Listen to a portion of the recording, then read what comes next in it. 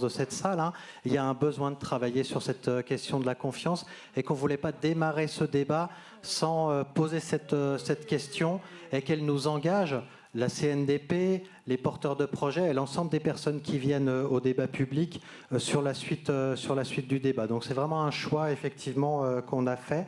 Il y aura un temps de présentation qui va être fait ensuite par EDRF dans cette même soirée. Il y aura ensuite une réunion le 12 février à Loyette où là, il y aura vraiment beaucoup de temps pour la présentation du projet.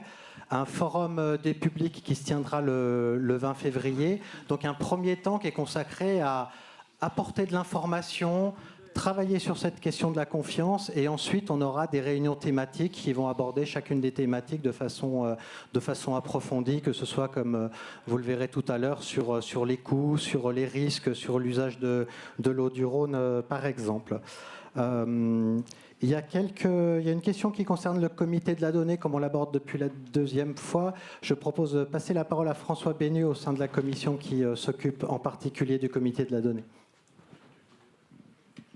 Merci David.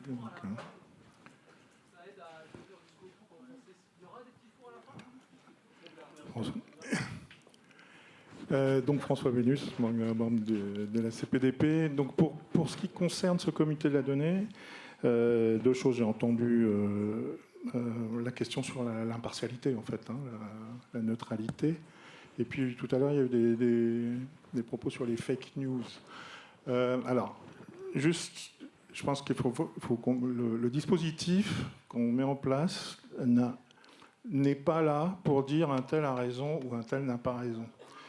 Et d'ailleurs, les fake news, en fait, soit elles sont tellement évidentes qu'il n'y a pas besoin d'un comité pour ça, soit généralement ce sont des controverses, et pas des fake news, ce sont des controverses qui font partie d'un état de connaissance dans lesquels souvent les deux propositions existent, parce que l'état des connaissances est vaste, il peut même y en avoir d'autres, des propositions par rapport à ce champ de connaissances. Donc par contre, il peut y avoir des hypothèses extrêmes, des hypothèses au contraire, très optimistes. Voilà, un champ est large. Ce comité, il est fait pour non pas dire un tel a raison, un tel a tort, mais dire voilà le champ des possibles, on va dire, voilà l'état des connaissances qu'on peut dresser sur la controverse qui contient finalement les controverses qui sont exprimées. Alors, de fait, ce qui est demandé, c'est un travail impartial.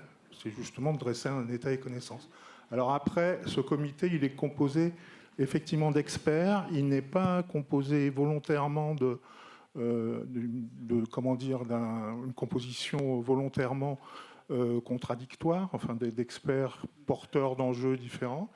Par contre, ce sont des experts dont on s'assure qu'ils n'ont pas de lien d'intérêt, pas de conflit d'intérêt avec les porteurs du projet. Et deuxièmement, qui n'ont aucun engagement connu en faveur ou contre le nucléaire. Et on va retrouver... Alors, École des mines, en fait, c'est vaste. Il y a des gens du CNRS, il y a des gens de l'IRSN. Vous pouvez me laisser finir? Je vous remercie. Pas connu en tout cas. Et en tout cas, s'il y a un conflit d'intérêts, il y a une charte qui est prévue qui s'engage à déclarer les liens d'intérêt. Cette charte, elle sera sur Internet. Bon. Donc il y aura des personnes du CNRS, des personnes de l'IRSN, de l'ex-IRSN d'ailleurs, des personnes de l'université et des experts de l'ADEME également. Alors, il y a aussi l'école des mines, mais ce n'est pas forcément le corps d'attache. Il y a des gens du CNRS qui sont rattachés à l'école des mines, etc. Ça dépend. Il y a généralement... Pardon. Je vous demanderai de prendre votre tour de parole après, s'il vous plaît, monsieur. Alors ça, c'est l'organisation de la recherche. C'est un autre sujet. Merci.